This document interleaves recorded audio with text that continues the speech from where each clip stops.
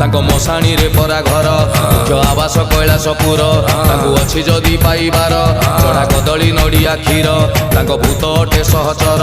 ଓ ନାମ ପରା ମହେଶ୍ୱର ତାଙ୍କ ଚାଲ ପିନ୍ଧା ବାବାଟିଏ ସିଏ ବାଉଁଶ ବଳା ଶରୀର